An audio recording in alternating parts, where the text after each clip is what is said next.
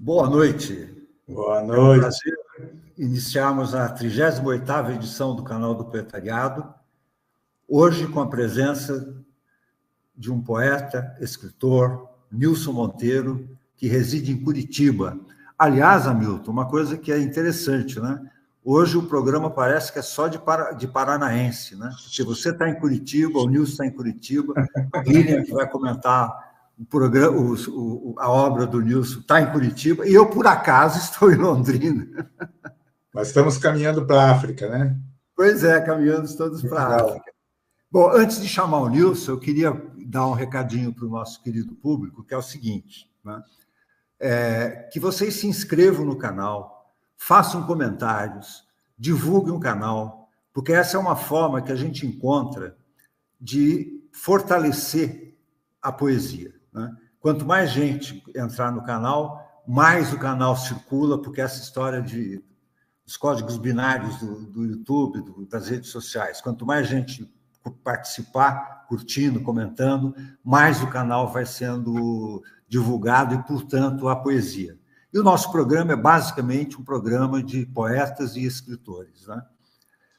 E sem mais delongas, eu quero passar a palavra para o Hamilton, para ele fazer a sua apresentação e chamar o Nilson. Diga, Hamilton. Eu estava pensando, cá com os meus botões de ontem para hoje, que a gente, há 4 anos que nós começamos, né? Praticamente 4 anos, né? Sim, 4 anos. Em junho agora a gente faz 4 anos. E a gente está fielmente cumprindo a nossa proposta, que é diversidade e qualidade, né? E a diversidade cultural, diversidade sexual, diversidade geográfica, diversidade étnica. Nós trouxemos aqui já ao longo desses 4 anos indígenas, poesia negra, trouxemos cordel, poesia oral, poesia sonora, poesia concretista, poesia lírica, poesia... Quer dizer, e do Brasil inteiro... Poesia visual. Poesia visual. E trouxemos do Brasil, de vários estados do Brasil, acho que mais da metade já dos estados do Brasil, e de Portugal, de Angola, de Moçambique e da Itália. Né? Exatamente. Então, eu acho que a gente está indo no caminho certo. E a qualidade, né? A gente tem escolhido uma qualidade bem boa de poetas, que muitas vezes, alguns deles não têm esse acesso a uma mídia maior, etc., mas tem uma qualidade impressionante. Concordo. Bom, vamos começar? Vamos chamar o nosso amigo? Vamos chamar o nosso amigo curitibano, Nilson Monteiro. Boa noite, Nilson. Boa noite. Muito obrigado por aceitar o nosso convite para participar do nosso programa. Eu que agradeço. Eu quero dar uma boa noite a vocês, a todo mundo que está vendo a gente, e dizer uma coisa, César. Nós estamos 4 aqui, só um é paranaense aqui, só o Hamilton. O resto é tudo falso, tudo fake. Então, E morei 42 anos em São Paulo. Não virou paulistano. Ele está agora curitibano. Mas o que acontece é que isso demonstra a diversidade que hoje, né, ainda bem, existe no Paraná, como um todo, né? Você tem 4 pessoas paranaenses, entre aspas, e um só paranaense, né? O César do interior de São Paulo, eu sou do interior de São Paulo, a Lília, a cidadezinha dela é lá perto do Nordeste. Entendeu? Eu sou do Alto da Roquins e torço para Curitiba. Pelo amor de Deus. Começamos bem. O programa começou mal, pô. Nilson, então vamos inverter as energias aí, vamos começar bem.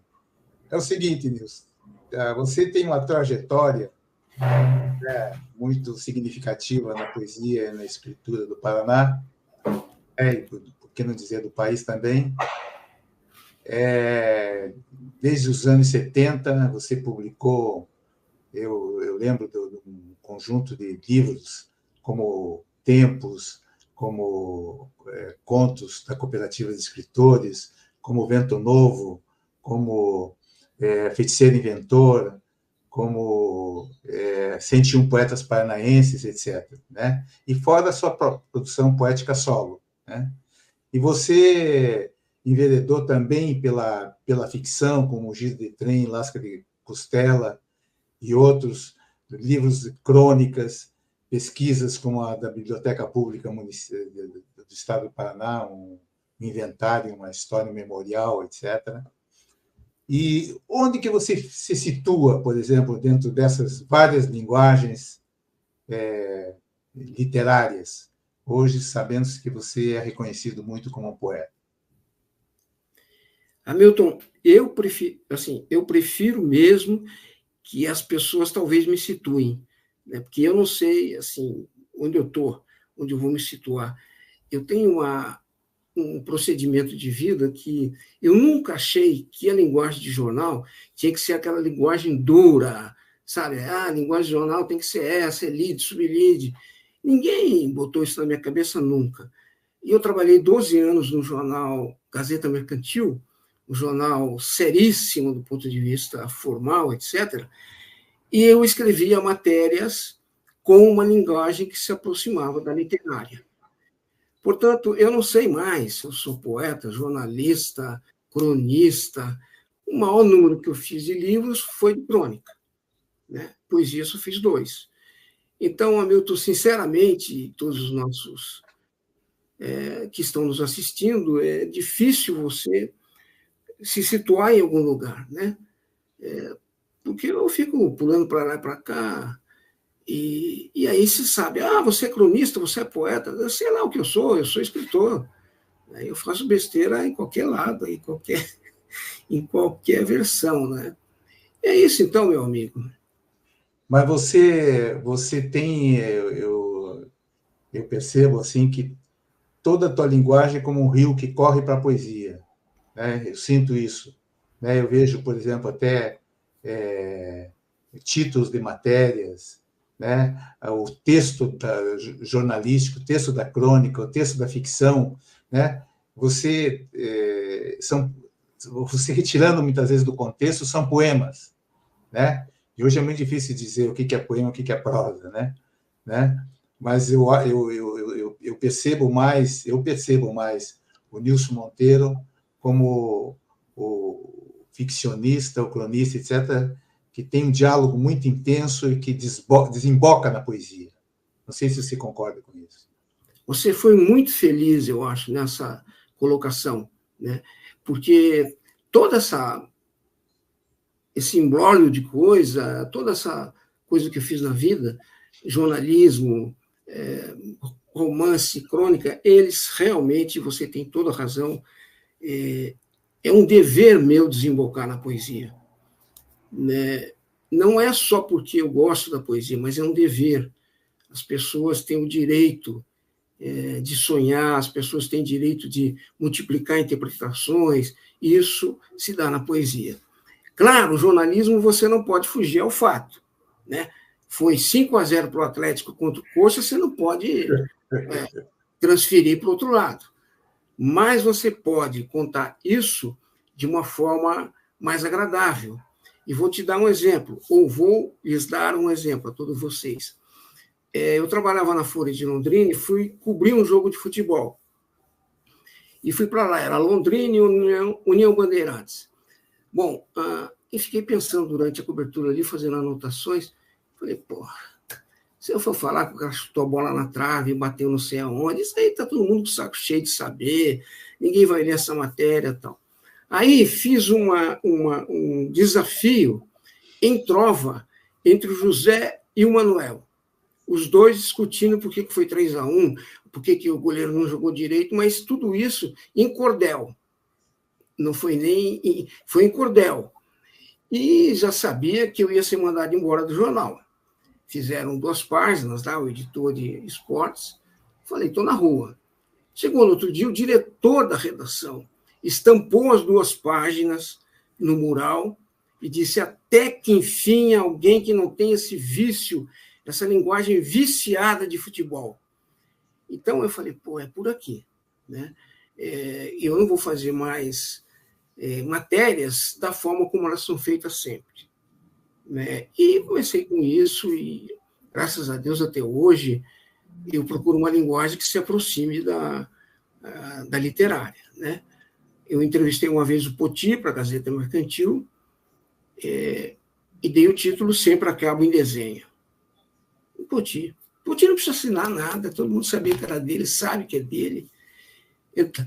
Então, assim, todas as iniciativas, tanto na área da crônica, do romance, do jornalismo, da poesia, são tentativas de fazer uma linguagem o quanto mais próxima da poética possível.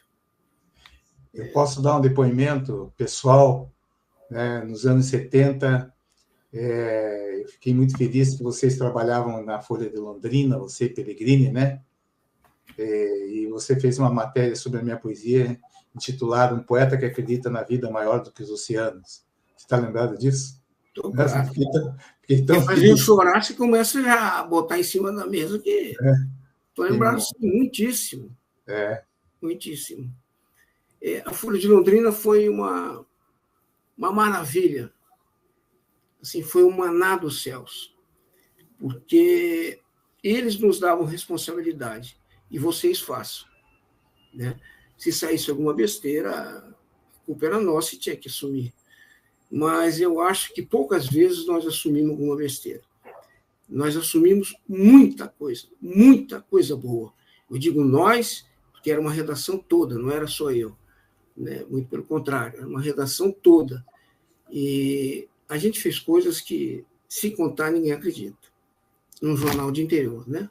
Se fosse no Estadão, na Folha, no Globo, aí era outra conversa. Agora, no jornal de interior, a gente fez coisas inacreditáveis, eu posso dizer. Né? Nilson, eu quero ler um poema seu e fazer uma pergunta meio do avesso, né? Que está no seu livro Nem Tão Simples, que é o seu último livro de poesia. Chama-se, aliás, é o primeiro poema do livro. Chama-se Olhos. Levanta, poeta, teus olhos sóis e seca nossas dores. Levanta, poeta, teus olhos luas e acende nossos sonhos. Aí a pergunta do advogado do diabo. Você acredita mesmo no poder redentor da poesia? Acredito. Senão, não faria poesia. Né? A poesia, assim como diz Manuel de Barros, o poeta pode ser comprometido, né? Pode e deve ser comprometido, mas a sua poesia é um exercício de sonho, né? É um exercício fazer com que as pessoas liberem a sua alma, ou para sonhar, ou para interpretar. Que uma poesia, um verso pode ter 1000 interpretações, e tomara que sejam 1000 interpretações. Poesia não é feito retilínea, né? Por isso que eu penso que o poeta consegue, levantando os olhos para os sóis ou para o sol, ele seca a dor. De não sei de quem, mas ele seca alguma dor. E levantando os olhos para a lua, ele acende os sonhos. Eu acho que isso é o nosso papel, não é só o meu. É o papel desses 4 caras que estão aqui hoje, e de mais milhares que estão por aí. Né? O nosso papel é fazer as pessoas acreditarem que dá para secar dores com o sol e que dá para acender sonhos com a lua. Eu vou te dizer um poema, César, que só tem 2 linhas, né? E eu estou dizendo esse troço de várias interpretações. O poema chama-se Terra Roxa, e não por acaso. E o poema é assim: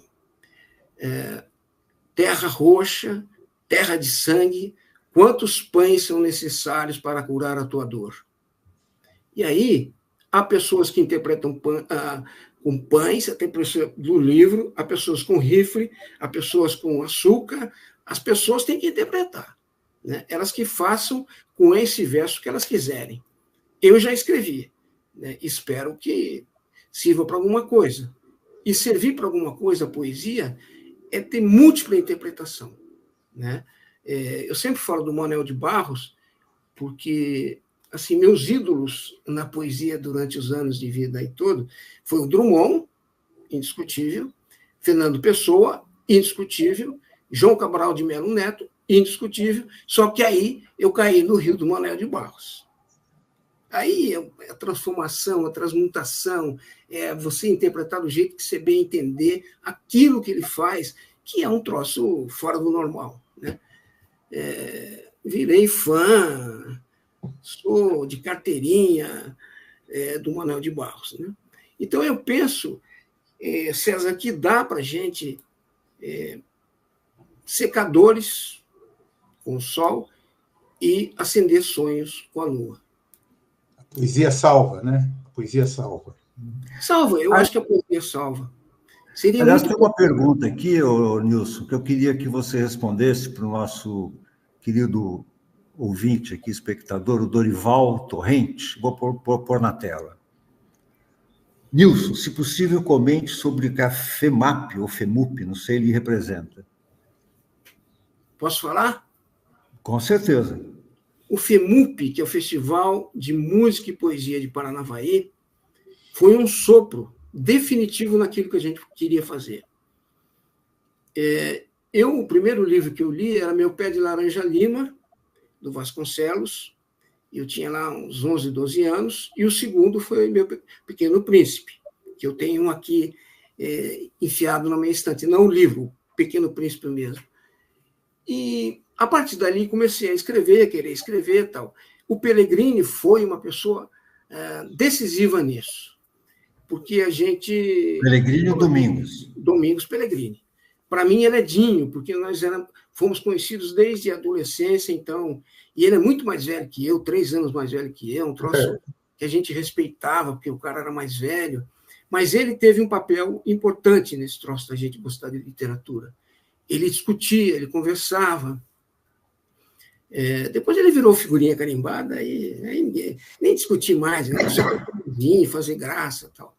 Mas na época foi importante, sim. E o FEMUP, que é o Festival de Música, nós começamos a participar lá em 1995. Não, 75. Eu já estou ficando sem o Tico e o Teco. 75. E em 75, havia 10 prêmios, nós ganhamos 12. O pessoal de Londrina ganhou até prêmio que não existia. Né? E com uma banca que não era brincadeira. Era o Socella, o Wilson Bueno. Né? Era uma banca muito forte. E nós ganhamos... Foi muito importante para mim, pessoalmente, aquele primeiro prêmio em Paranavaí. Inclusive, dava prêmio em dinheiro, que já é uma coisa legal, para recompensa quem escreveu, né? E em Paranavaí, o Cine Ouro Branco, entupido com 1.800 pessoas ouvindo poesia, música e vendo contos. Numa cidade que naquela época devia ter uns 30 mil habitantes. Que ano isso, que ano? 1975. Em 1977, eu não tenho esse poema chamado Bar, que é assim, que me alegra muito, que me entristece muito. Eu sou o brasileiro que está no bar, o lugar mais democrático desse país. Bom, mas eu tinha esse poema chamado Bar e queria escrevê-lo lá no Festival de Música e Poesia de Paranavaí. Aí perguntei para a Nitz Jacon quem que ela achava que eu podia procurar em Paranavaí para declamar aquele poema. Aí ela me apresentou para um cara que, se ele não tivesse ficado em Paranavaí, tivesse um centro maior, São Paulo seria os maiores artistas desse país. Eu não tenho dúvida disso, que é o Dorival Torrente, que fez essa pergunta. E ele declamou Bar, absolutamente inusitado, entrou no palco, arrancou a camisa como se estivesse bêbado, falando um monte de besteira, e ganhou, obviamente, em primeiro lugar, né, como declamação. E eu ganhei em primeiro lugar com a poesia. Então, Paranavaí, onde eu fiz, a cidade, centenas de amigos, não foram dezenas. Meu problema é esse, eu não fui feito para falar, eu fui feito para escrever. Mas em Paranavaí, assim, eu encontrei uma turma fantástica, sabe? E eles criaram um grupo chamado Gralha Azul, de música da melhor qualidade, regionalista, do Paraná. Não é música, é musiquinha, nada disso. É uma música do Paraná, com sotaque do Paraná, para mostrar as coisas do Paraná, entendeu? E eu cheguei até a fazer música junto com eles, chamado Pé Vermelho, que para mim é um hino do norte do Paraná. sem nenhuma frescura. É um hino do norte do Paraná. E eu acredito isso, dou toda a autoria disso para o Paulo César de Oliveira, que morreu faz pouco tempo, faz uns 2 ou 3 anos, e que também era um amigo assim, de primeiro grau. E o Gralha Azul, os caras tinham 8, eu tinha 50 amigos no meio do Gralha Azul. Então, Paranavaí foi importantíssimo. E o FEMUP até hoje existe. Eu fui lá no aniversário de 40 anos, né? Agora ele está completando 60 anos de existência, né? E é uma coisa tão importante quanto o Festival Internacional de Teatro de Londrina, quanto o Londrix, que aqui em Curitiba a gente tem uma sacola de acontecimentos culturais, né? Para todo lado e todo ano. Nós temos o Festival da Palavra, Festival de Música, Festival de Teatro, e assim, uma qualidade mundial, com qualidade surpreendente. E no interior, você ter isso em Paranavaí, em Londrina, né? Londrina hoje, mas eu posso comentar isso com vocês, mas em Paranavaí, uma cidade pititica, o fim da linha, Paranavaí é considerado o fim da linha, né? O FEMUP foi decisivo na minha vida. Você te lembra de cor esse hino? O Pé Vermelho? É. Puta vida, velho. Se o Dorival puder botar no chat aí. Uma cidade e as suas luas. Não. A Juriti e as suas luas. Sou Pé Vermelho. E acho que tem mais uns 6, 7 versos. Se o Dorival puder fazer o favor de botar no chat, porque eu acho, sabe, o Paulinho fez a música, eu fiz a letra, e sem nenhuma frescura, nós somos felizes. Esse Pé Vermelho é cantado em todo lugar que o Gralha Azul vai, né? Assim como a poesia bar, o Dorival já declamou no Rio de Janeiro, em São Paulo, em vários locais, né? Então, vocês vejam a importância que tem esse FEMUP, que já tinha começado com o Teatro Estudantil de Paranavaí, que era o TEP, e que se transformou nisso, né? Hoje tem 60 anos, não é brincadeira ter 60 anos fazendo cultura nesse país, né? Wilson, é interessante como você, apesar de radicado em Curitiba, ter nascido em Presidente Bernardes, e você tem uma ancestralidade muito forte no norte do Paraná, né? A ponto de ser chamado escritor Pé Vermelho, né? Você tem um poema aqui no Não Tão Simples Assim, que chama-se justamente Pé Vermelho, que diz assim: vivo em Londrina todo santo dia, onde viver. Interessante, né? Quer dizer, você está aqui, está lá, mas você está também muito ancorado em Londrina, né? Foi muito significativo esse nascimento do poeta Nilson Monteiro em Londrina, né? Olha, eu nasci, e faço questão de frisar isso, em Presidente Bernardes, no oeste de São Paulo, no cotovelo com Mato Grosso do Sul, né? E morei em 10 cidades, né? Morei em várias cidades. No estado de São Paulo, morei em sei lá quantas, no Paraná, morei em Maringá, morei em Londrina, morei em Curitiba, moro em Curitiba, né? E isso tudo me deu uma visão mais ampla de comunicação com pessoas de vários lugares, né? Pessoas de várias cidades. E eu costumo dizer que as cidades são as pessoas, o resto é farofa. Prédio toda cidade tem, rua toda cidade tem, rio, agora pessoa é diferente. E Londrina me marcou num período que foi o melhor da minha vida. Eu não posso desmerecer nenhuma das cidades que eu morei. Todas elas foram importantes para mim. Mas Londrina, na época que eu vivi, na faixa em que eu vivi, né, de idade, de temporalidade da cidade, foi muito importante para mim.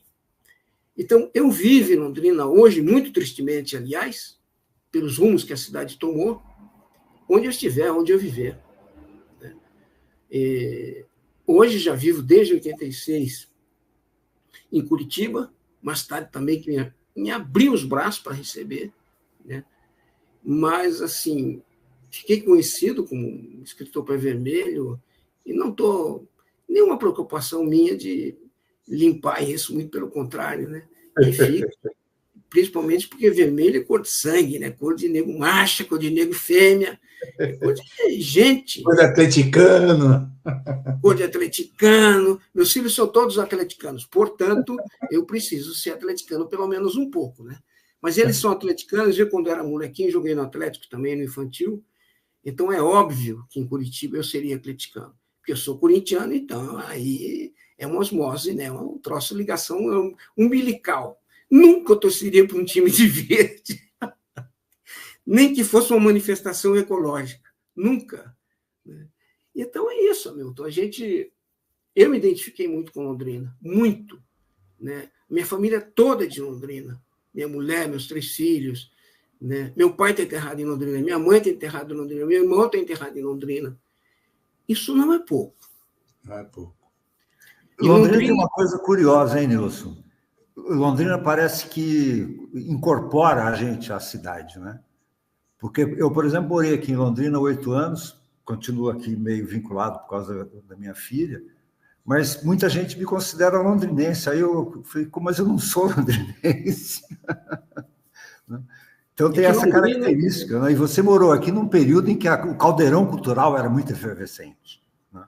Hoje, o pessoal que comanda o Londrix, a Cris Viana, a Edra Moraes, faz um trabalho hercúleo, né? Maravilhoso. O projeto Um Dedo de Prosa, por exemplo, é um projeto que leva escritores e poetas para as escolas públicas, para falar sobre literatura, sobre poesia, motivar as pessoas a escrever.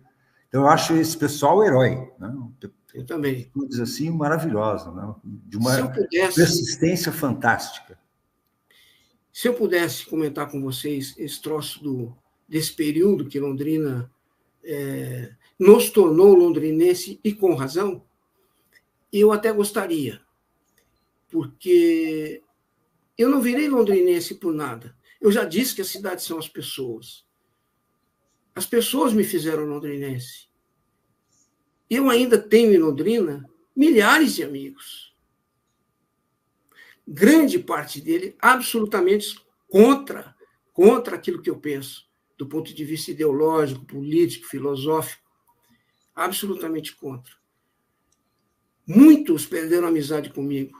Muitos, e eu lamento muito isso. Mas ainda me restam milhares de amigos. Uma vez, fui receber o título de cidadão honorário de Londrina.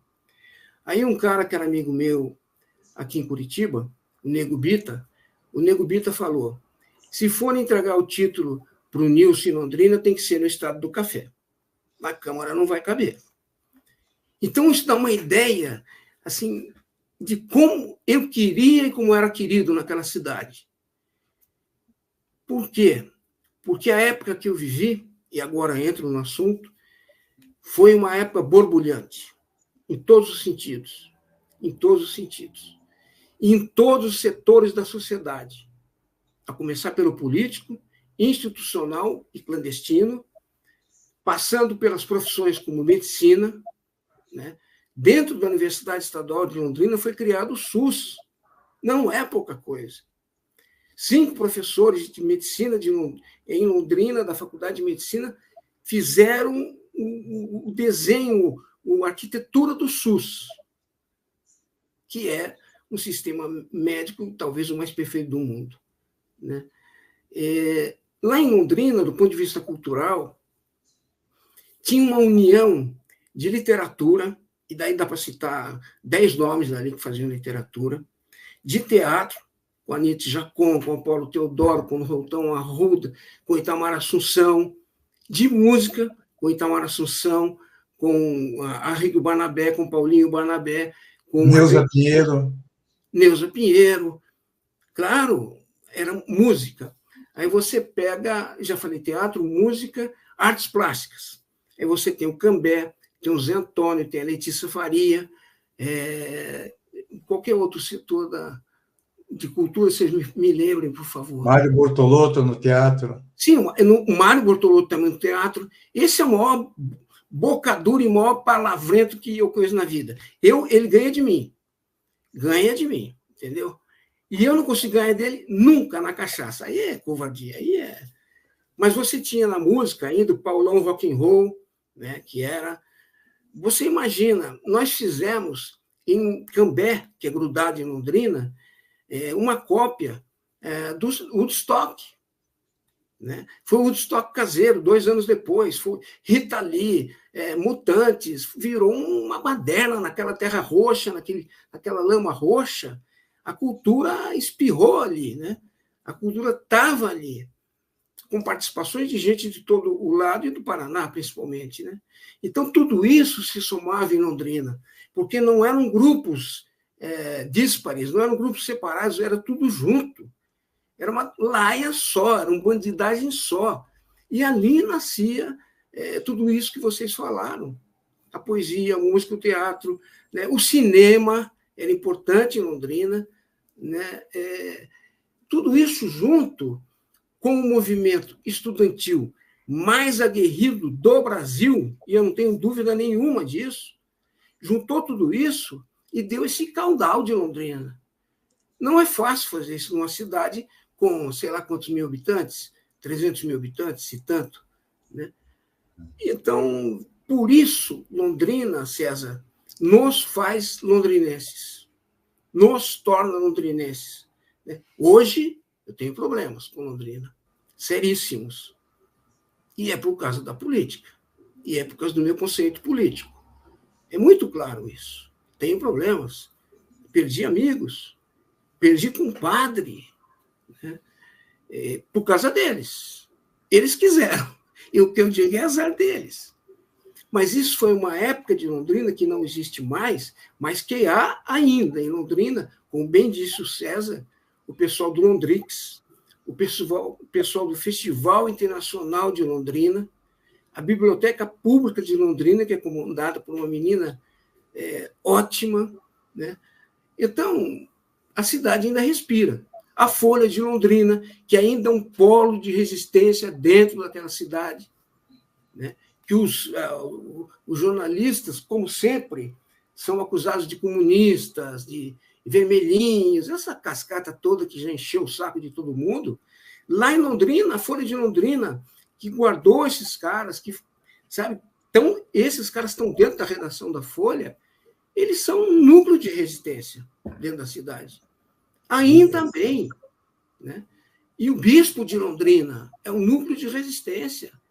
Isso tudo ainda não nos dá esperança, né, de que alguma coisa vai acontecer. Não é possível. Né? E a minha tese, aí é um pouco mais comprido, vai vir encher de baba na minha boca, é econômica. Essa transformação da cidade não se deu por acaso. Não se deu, como disse Benjamin um dia, porque essa leva de poetas e escritores saiu fora de Londrina. Não foi só por isso. Por isso pode ter sido, mas é uma parte pequena. A transformação, a transmutação de Londrina foi econômica. E isso, o velho da barba lá já explicava o que acontece isso. Né? Nilson, a Lucy Colim, poeta, faz um comentário muito bonito sobre o teu livro, nem tão simples assim. E ela diz o seguinte: um livro de sanhas, tenhas e de cios também, rebanho de luas e um pensar delicado sobre o tempo, sobre as trilhas, como o eterno presente em meio a segredos e mistérios. Aqui, um anjo torto nos emancipa em plena luz. Eu acho que seria interessante chamar a nossa amiga Lilian para... O que você acha, César? Está sem som, César. Pois é, eu sempre... Todo programa eu faço cometo esse erro, até hoje, não vai ter jeito. Mas antes de chamar a Miriam, eu gostaria de ouvir a Lília, desculpa. Eu gostaria de ouvir do Nilson um pouco sobre o livro dele, Mugido do Trem. Fala um pouquinho desse livro para a gente, que é um romance seu que teve bastante sucesso né? E que merece ser cada vez mais conhecido. Aí a gente chama a Miriam depois. Tudo bem? Miriam. Ele teve realmente muito sucesso. Mais do que eu esperava. O lançamento do Mugido de Trem aqui no MON foram vendidos 374 livros. E eu não sou nenhum global, nenhum artista de TV. Em Londrina foram vendidos 200 e tantos livros. Em Maringá, 40 livros. Em Ponta Grossa, 40 livros. Então, o Mugido de Trem foi, sim, um sucesso. E aqui não tem nenhuma, como eu costumo dizer, não é nenhuma, sabe, jogando florzinha em cima de mim e pétalas em cima de mim mesmo, não é. Né? Não é isso. Mugido de Trem é a tentativa de você mostrar o rural, o passado de agora há pouco, que são os mugidos, os relinchos, com o trem, que é uma marca, um ícone da modernidade. Tanto é que o Papa Pio XVI proibiu o trem e dizia que o trem era um veículo do demônio, porque na Itália eles tinham interesse em que as pessoas não viajassem de trem quando começou a Revolução Industrial, porque senão eles perderiam as pessoas, né, ali que era o seu dízimo periódico. Bom, então o trem era a manifestação, o Mugido de Trem era uma manifestação do rural com o industrial urbano, né? E isso, me parece, deu muito certo, né? Porque as pessoas gostaram muito e falaram muito, escreveram muito, e se eu ler o livro de novo, não vou ler, porque eu também não sou tão louco assim, e eu vou gostar desse livro, se eu for ler, né? Porque ele também é uma volta às minhas raízes. O trem sempre atravessou meu peito e continua atravessando. O som que eu mais gosto em Curitiba é da máquina às 6 horas da manhã apitando. O trem atravessando a cidade. Então, o trem é uma marca da minha vida. Eu viajei muito de trem. Né? E eu fiz uma matéria para a Folha de Londrina chamada A Última Viagem de Trem, que foi um trem que saía de Ourinhos e até... Não, Maringá e até São Paulo.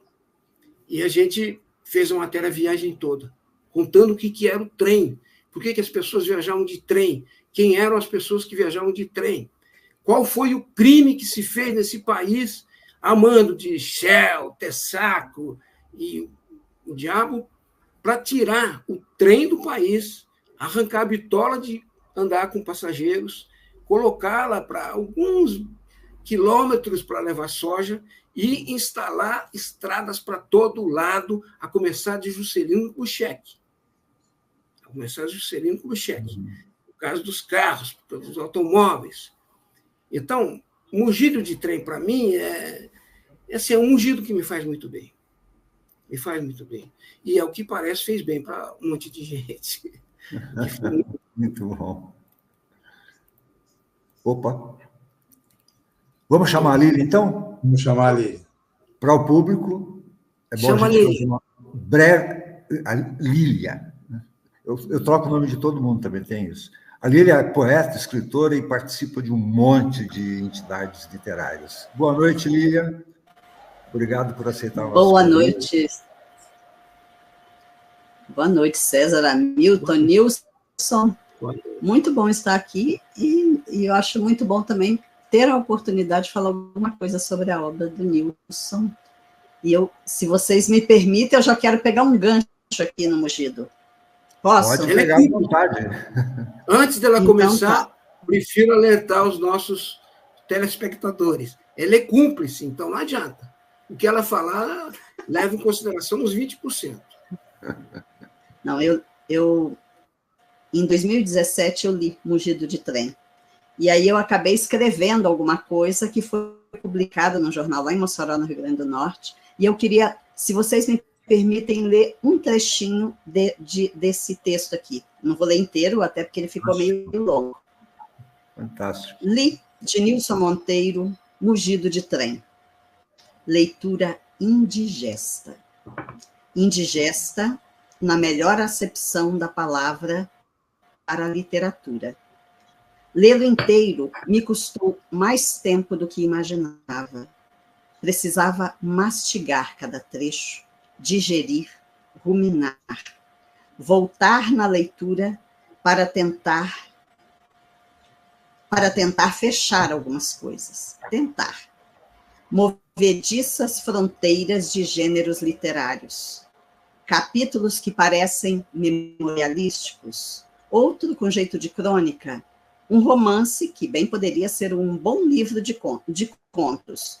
Um livro de contos que pode muito bem ser um romance. Mugido me parece...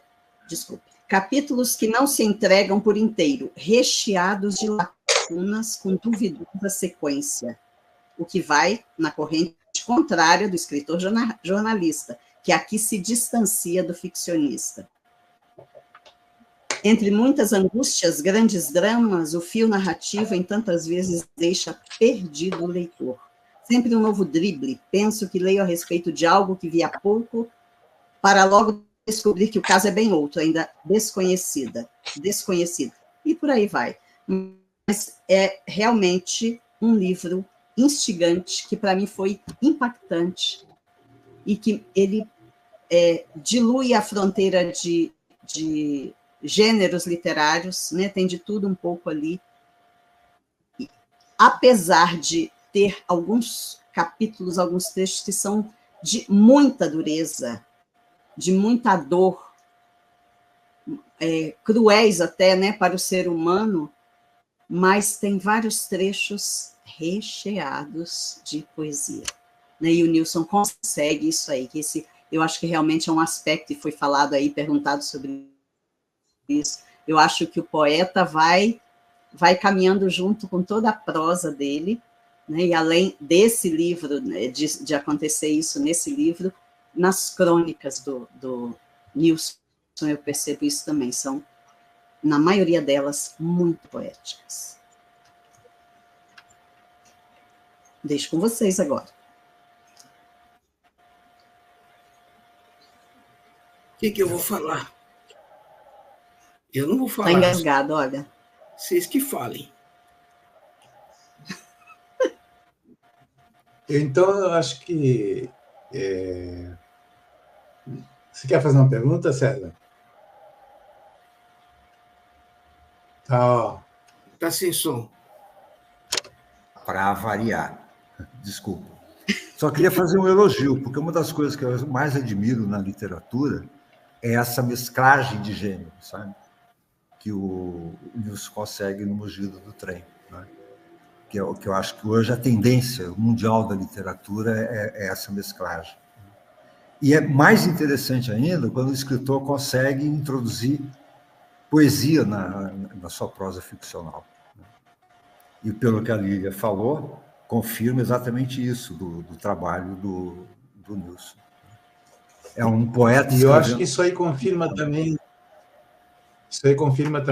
não apenas no Mugido de Trem, mas no Lasca de Costela também.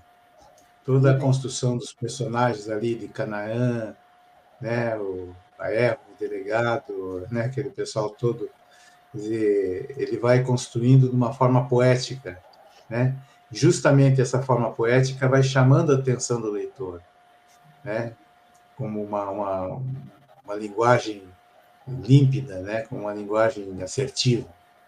Eu acho muito interessante esse jeito, dessa narrativa, que traz também uma reflexão poética para a literatura, né?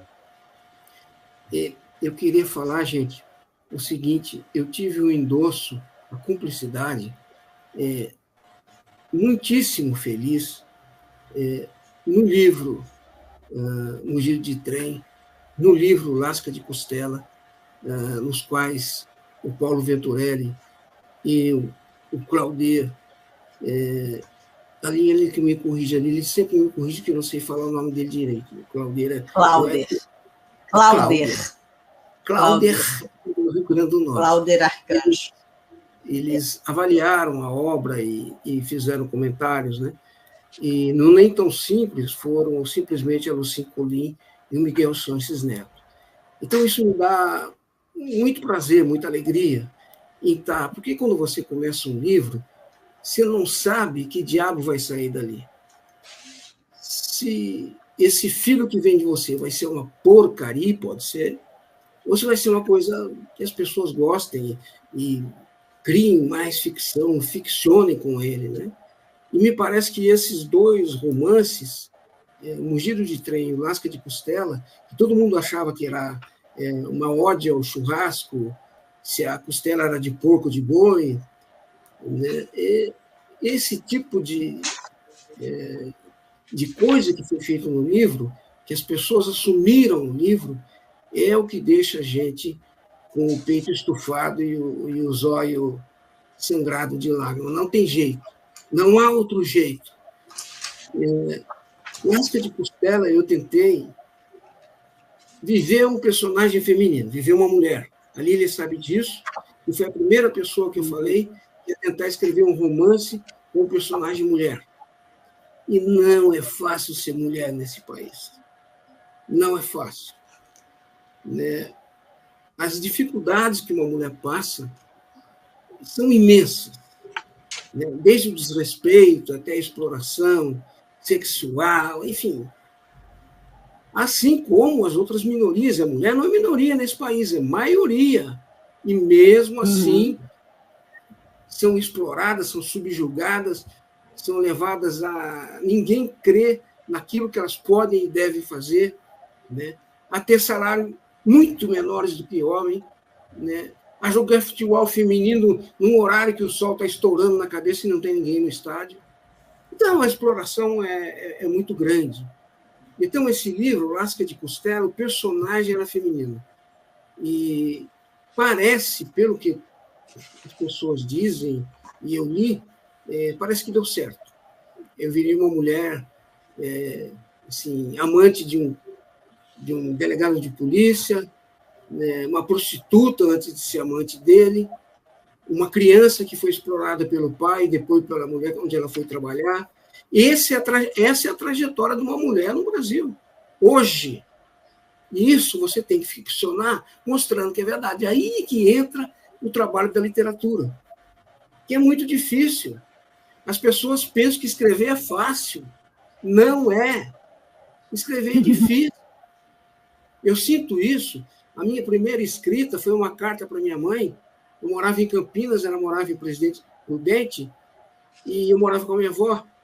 E escrevi uma carta para minha mãe, eu tinha 7, 8 anos, e ali eu vi quanto era difícil escrever. Muito difícil. E hoje, a careca, com 72 anos, continuo achando muito difícil. Então, não é difícil, não é fácil, gente, escrever. Não precisam louvar os poetas, os escritores, por um pedestal, nada disso. Só precisa respeitar a sua obra, até para criticá-la. Há um jeito de criticar, e se deve criticar, mas de forma respeitosa. Há um jeito. Né? Se deve criticar, sim. Sou contra ficar contemporizando porcaria, nada disso. Aliás, o que tem de porcaria nesse país é uma fábula. Como dizia Lígia Fagundes Telles, o Brasil tem muito mais escritores do que eleitores. Não sei por que se dá esse fenômeno. Né?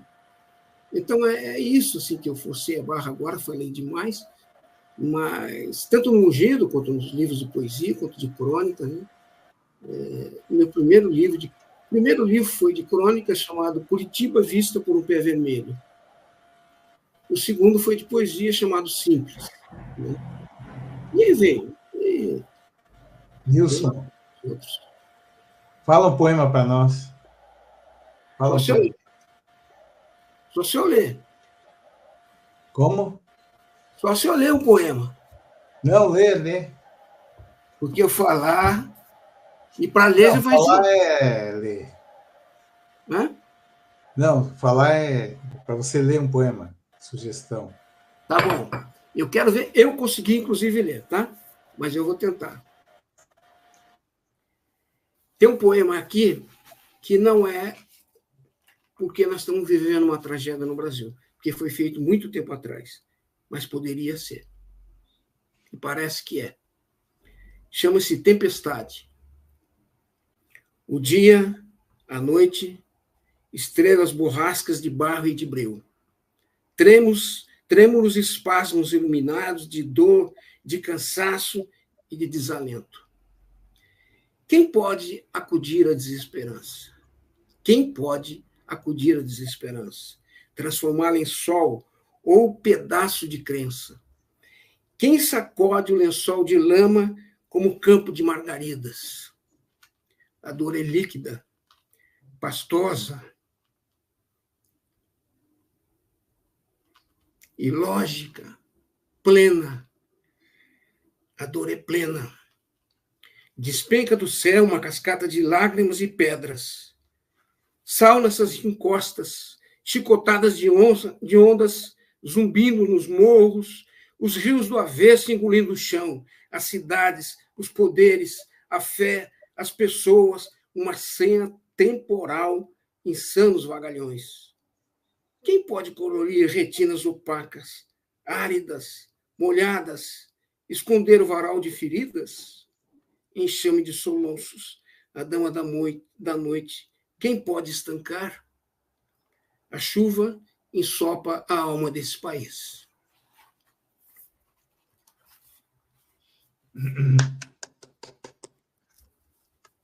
Obrigado. Consegui ler? Conseguiu. Consegui, né? Então, falando em poesia, Nilson, qual foi assim, o poeta que você considera que mais te influenciou no teu estilo literário e poético? Drummond de Andrade. Eu comecei a gostar de poesia, assim, de vez e para sempre, por meio, quer dizer, via uma professora de literatura que me deu o poema Lautaro, do Pablo Neruda, para ler. Pronto, acabou. Virei um apaixonado da poesia. Lautaro é qualquer coisa de sublime. Depois disso, eu caí na rede do Drummond. Aí não dá para sair, aí é sacanagem. E conheci alguma coisa do Fernando Pessoa.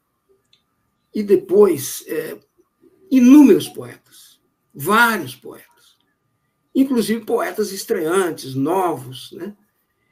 E, finalmente, um poeta me deu de presente um livro do Manuel de Barros. Aí danou-se de vez. Aí a minha identificação, a minha identidade com o Manuel de Barros foi eterna. É eterna. Mas o cara que mais me empurrou para a poesia foi o Drummond de Andrade. Só que o Manuel de Barros, também por identidade minha, de ser um jacu do mato, né? Um jacu enfiado dentro do mato, ele consegue coisas que, olha, no mundo, eu acho que são poucas as pessoas que conseguiriam. Em uma linha, ele faz um poema de milhares de dias e de quilômetros. Você vê, eu vou pegar aqui para eu ler uma frase desse senhor. Viu um lagarto lamber as pernas da manhã. Isso dá direito a 50 mil interpretações. Vi um lagarto a lamber as pernas da manhã. Isso parece um despoema, uma desconstrução de um poema, a desconstrução do léxico, e não é. É para você pensar, é para você, sabe, doer a cabeça, amar, sonhar com uma linha. Esse cara é um monstro.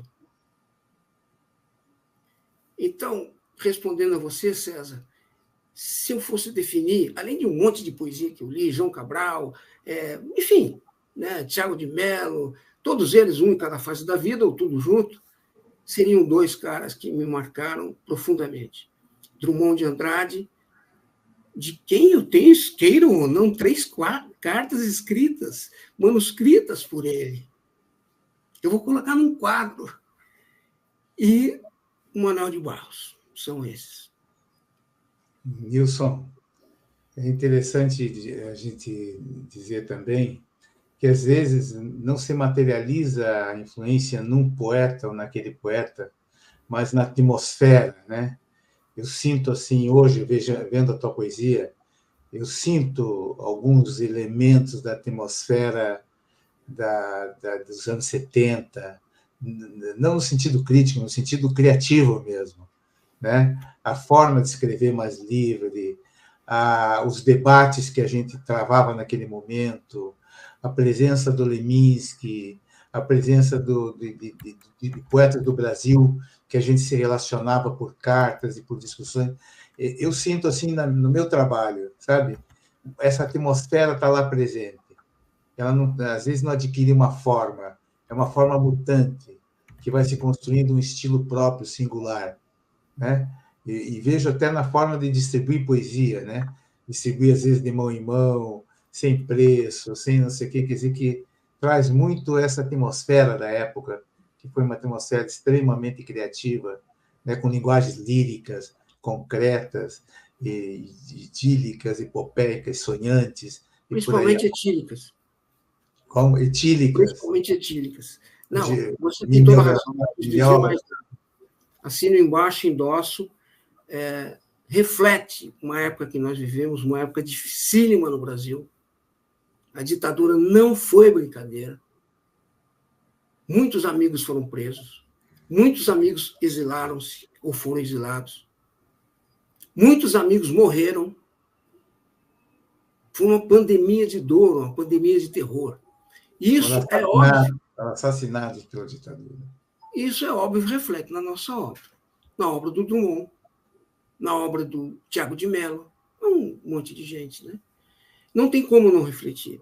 Agora, em cima disso, a gente é obrigado a criar. A poesia com bandeirinhas, com palavras de ordem, não existe, é uma porcaria. Em cima disso que você viveu, você é obrigado a criar, a mostrar a sua criatividade, a fazer as pessoas gostarem, as pessoas se apaixonarem, as pessoas interpretarem. Enfim, essa, eu acho, Milton, que foi a grande virtude da nossa geração. Foi. E embates duríssimos entre nós. Duríssimos, né? Tínhamos gente de várias tendências, né? Você citou um dele, Leminski, eu cito outro, Raimundo Caruso, Pellegrini, Hamilton Faria, Reinoldo. Aí tinha N, né? Paulo Nassar, aí tinha. Mas eu endosso o que você falou, assino embaixo o que você falou. Legal. César, como é que está o nosso tempo aí? Eu acho que estamos caminhando para a conclusão. Acabei de te mandar uma mensagem dizendo que está na hora de preparar o final. Infelizmente. Mas antes do final, eu queria fazer uma pergunta para o Nilson, que é sobre a academia, né? O Nilson pertence à Academia Paranaense de Letras, e o que eu queria saber é o seguinte: como que a presença da academia propicia o desenvolvimento literário ou inibe o desenvolvimento literário, ou separa da sociedade, do comum dos poetas, etc., para criar uma elite poética, né, que muitas vezes se afasta, né, das dimensões mais cotidianas da literatura e da poesia. Acontece isso? Como que você vê a tua participação e a tua vida como acadêmico? César, eu vou tentar ser bem rápido, mas se eu estourar o tempo, você corta, tá? Faz igual em Fique televisão. tranquilo. Dá um take e corta. Hamilton e todos os meus amigos, Lilian e César, eu tinha um preconceito desgraçado contra a academia. Imbecil, burro. E eu fui para a academia em 2014. A academia hoje é uma entidade absolutamente aberta à sociedade, à comunidade, criativa, sobretudo. A academia tem escritores do naipe de Luci Colim, Roberto Gomes, Etel Frota, Luiz Felipe Leprevot. Eu estou aqui com uma colinha para não esquecer de ninguém. Guido Viário, Paulo Venturelli, Paulo Vítola, Hernani Buchmann, Dante Mendonça, Antônio Carneiro, Rafael Greca, Laurentino Gomes, Marta Moraes, João Manuel Simões, e aí vai. A academia não se separa da comunidade. A academia, principalmente nos últimos 2 anos, se enfronhou na comunidade. A academia participou ativamente do Festival de Palavra. No último sábado, ou no sábado passado, retrasado, houve um festival de hip-hop na beira do Belvedere, que é a sede da academia, e que me emocionou, porque 3 meninos fazendo hip-hop com verso, com poema, enquanto ali, naquele mesmo lugar, funcionava um programa chamado Circule um Livro, onde as pessoas podiam pegar livros gratuitos, com o intuito de democratizar a leitura, de fazer com que as pessoas gostem de ler. Então, a academia está para fora. E a academia, hoje, com esse bando de negros escrevendo, e de qualidade, convive com outras pessoas lá dentro que têm uma importância ímpar na comunidade. Ricardo Pasquini é um médico que é recordista do mundo em transplante de medula óssea. Não é brincadeira esse cara. O Hernani Straub guarda um pedaço da história do Paraná dentro dele. Né? A Cloris completou 100 anos outro dia. Então, a academia é uma soma, assim que eu te diria, muito legal. O Darcy Piana, né, que é vice-governador do Estado, ele, não como vice-governador, mas como presidente da FEComércio, do SESC, ele está revitalizando espaços locais culturais no Paraná inteiro. Em Londrina, ele fez o Cadeão, ele fez uma coisa linda do ponto de vista cultural. Ele fez o Museu do Café. Em Ponta Grossa, ele reinaugurou a estação chamada Estação Saudade. Né? Agora ele está fazendo mais um monte de coisa pelo litoral. Então, o Darcy Piana, que muitos pensam, mas o Darcy Piana não escreveu um livro. Espera um pouquinho. O Darcy Piana dá cobertura para um lado cultural do Paraná muito grande e muito forte. E assim eu digo os outros, né? Que a gente tem políticos também, tem a ala política, né? Tem o Darcy Piana, que é vice-governador, tem 2 senadores, o Ourives Guimarães e o Flávio Arnes, e tem um prefeito, Rafael Greca de Macedo, que é um baita de um escritor. Então, eu me sinto muito feliz na academia. E agradeço aos caras que me levaram lá para dentro. René Dotti, Hernani Buchmann, Dante Mendonça e Cloris.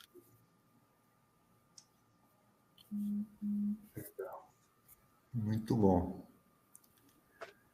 Mais alguma pergunta? Milton Líria quer fazer algum comentário mais? Eu gostaria, sim. Por favor, então. A palavra é sua. Opa! Os nossos patrocinadores eu quero comentar que a gente estenda o tempo. Então tá, tentarei ser breve. Eu quero comentar assim, que como poeta, né, não só na poesia, também na prosa, mas o Nilson tem um alcance assim de uma linguagem imagética inusitada. Eu percebo isso na prosa dele, mesmo nos romances, nas crônicas, principalmente, né, que eu já disse, são realmente muito, muito poéticas, né, e em vários poemas. Ele encontra umas imagens poéticas bem diferentes e que eu acho lindas, assim, que me tocam. Né? E se vocês me permitem, eu quero ler um poema dele, que vai, não só isso aparece, como também vai aquilo do sonho, da poesia que serve realmente para fazer alguma coisa, para a gente sonhar e para salvar. Deusa, está em Nem Tão Simples. Nasceu em mim uma estrela decadente. Atravessou os seios das montanhas, lambeu a espuma do mar e se fez úmida na noite, única no céu descascado. Brilhou nos olhos de crianças, dançou nas lágrimas de velhos, meneou em nádegas moças e se fez faca no breu, única no porão embolorado. Refletiu em bocas molhadas, soluçou em talhos de pedra, passeou em jasmins de ouro e se fez cicatriz no gelo, única no suspiro do alívio. Cravou as pontas na madrugada, embirrou pelas janelas, confundiu pragas e sentimentos e se fez luzir, mansa no infinito, única no dia fatiado. Nilson Monteiro. Sapatos, sapatos. Muito bom. Quase fugi para depois, mas faltou dinheiro para o trem. A mala estufa no bar, cheia de cacos. Prefiro tocar viola na Praça da Desordem. Muito obrigado por você. Nem tão simples. Vocês me emocionaram, para variar. Para variar. Olha, César, nós estamos acabando? Estamos acabando. Temos alguns minutos. Eu sou tolerante. O nosso patrocinador também. Então você tem direito ou a fazer uma pergunta ou ler um poema também. Cara, então eu quero ler, já que eu estou em Londrina e adoro esse pessoal do Londrix, eu quero ler um poema seu que você publicou no Nem Tão Simples, chamado exatamente Londrix, né? Eu sou um péssimo leitor de poesia, tá? Eu prefiro escrever, né? Mas, enfim, vou me esforçar aqui para ler de forma adequada o seu poema. Só preciso tirar o óculos. Londrix. Nos cabelos carrego a eletricidade do teu pó, e no calcanhar rachado a limpidez do teu céu. Os sinos dobram escarlates no horizonte enquanto junto pétalas de ipê e azaleias no chão viscoso d'alma. Assovio junho qualquer nos besouros do boteco, com um palito de peroba entre os dentes, estridentes sonhos de viola. Cicatrizes escorridas verdes, verde madrugada londrina, os tocos da história, queimados, um caco espinha no corpo adolescente. Contra o sol, ponteiros de teu relógio, ensopado de saudades, tempo a catedral, imponente, nem sente. Cara... Muito obrigado. Eu, como um londrinense fake, fiquei emocionado quando li esse poema, logo depois que você mandou o livro. César, vou ler o corpo agora. Corpo. Leia, leia. Quero embrutecer feito pedra, sobre os muslos, saia cobrindo-me de silêncios, pedra de pedra, em lasca, perdida em meio às areias das praias, perdida em meio aos quintais dos satélites. Quero aquietar feito mato, manso de talos ondulantes, perdido em meio aos campos, perdido em meio aos sonhos, perdido em meio ao escuro, perdido em meio aos segredos e aos mistérios. Quero meu corpo de pedra, mato, fogo e lama, o que abre suas fendas, feridas e não reclama. Ele sabe que, além de odiar, ama. Muito bom. Vocês querem me desidratar, né? Muito Mas, obrigado. Na verdade, você pode aproveitar essa desidratação e escrever um poema. Muito obrigado, viu? Muito obrigado pela leitura de vocês três, porque a gente escreve para as pessoas lerem e falarem. A gente não escreve para a naftalina. Nós quatro não escrevemos para a naftalina. A gente quer que o livro passeie de mão em mão, embora seja muita pretensão, principalmente num país que deseduca a educação. Mas a gente escreve para que as pessoas leiam. Livro empilhado na minha estante, não dá. Principalmente se for meu. É preciso as pessoas lerem.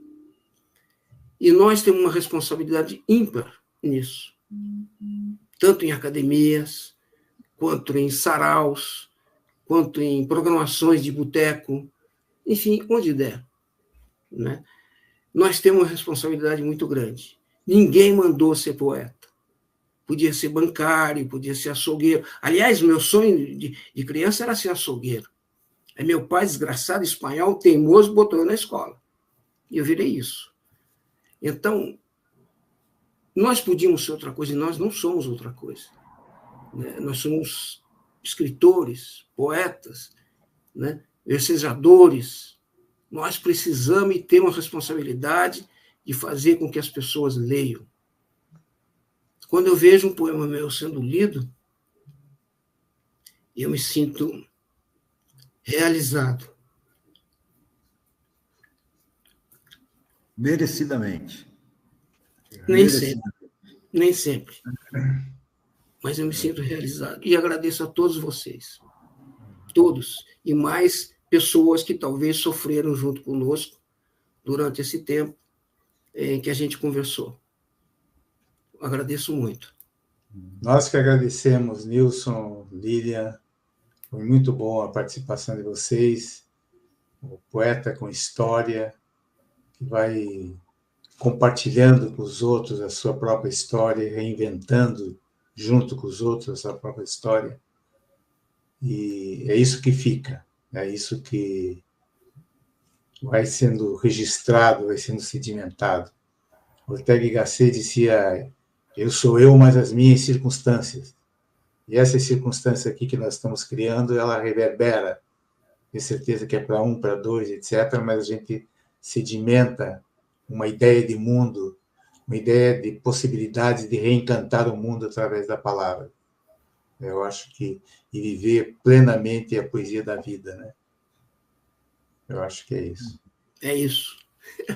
É isso. Eu não tenho a verve desse cara para falar, mas é isso. É isso. É isso.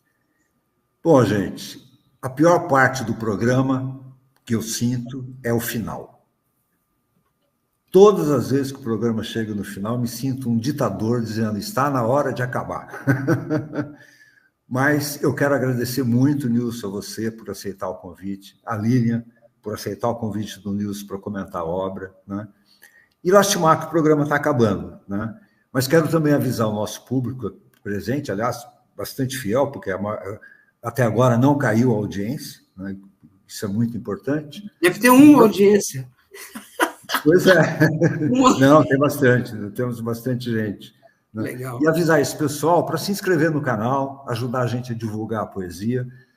Esse programa fica no YouTube registrado para quem quiser assistir. Divulguem nas suas redes, por favor. Colaborem, não comigo nem com a Milton, mas colaborem com a poesia, porque o nosso programa é basicamente um trabalho de conversa, uma conversa de bar, sem bebida, mas à vontade e poética. Com suco. É com suco, ou com água, no meu caso. E eu com água também. Então, eu quero agradecer muito ao público aqui presente, que está nos ouvindo até agora, né? E convidá-los para, na primeira segunda-feira do mês de junho, assistir a mais um canal do Poetariado, né? Muito obrigado a todos, obrigado a você, Nilton, obrigado a você, Lília, desculpa por ter te trocado o seu nome, mas é uma característica minha, né? Mulher com crânio às vezes não bate, né? E, mais uma vez, agradecer ao meu cúmplice, amigo, poeta Milton Faria, né? Sem o qual eu não seria capaz de tocar um programa como esse. Né? E vice-versa. O Nilson tem uma verve poética na fala que é invejável. Deixa eu te fazer só uma pergunta.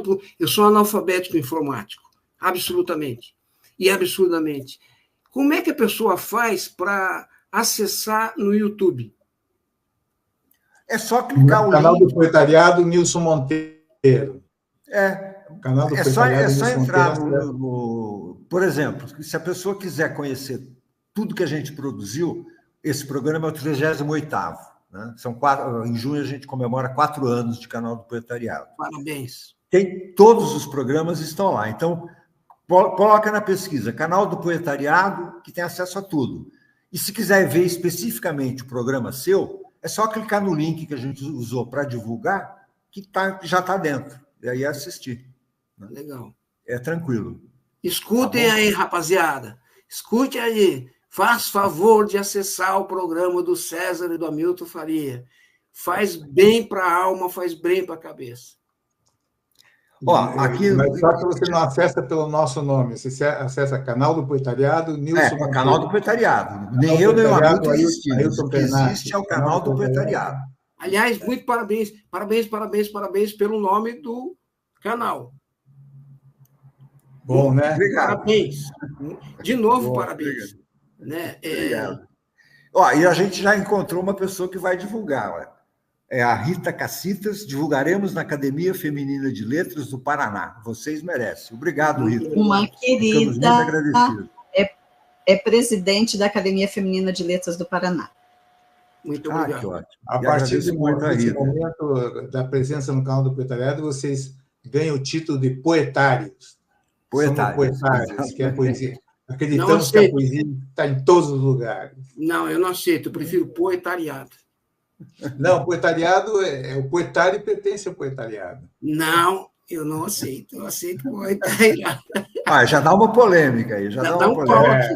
Vamos fazer um pau ao vivo. A gente conquista mais audiência. Gente, uma boa noite, então. Boa noite. E até junho agora com o novo programa do canal do Poetariado. E mais uma vez, obrigado a todos. Muito obrigado a vocês.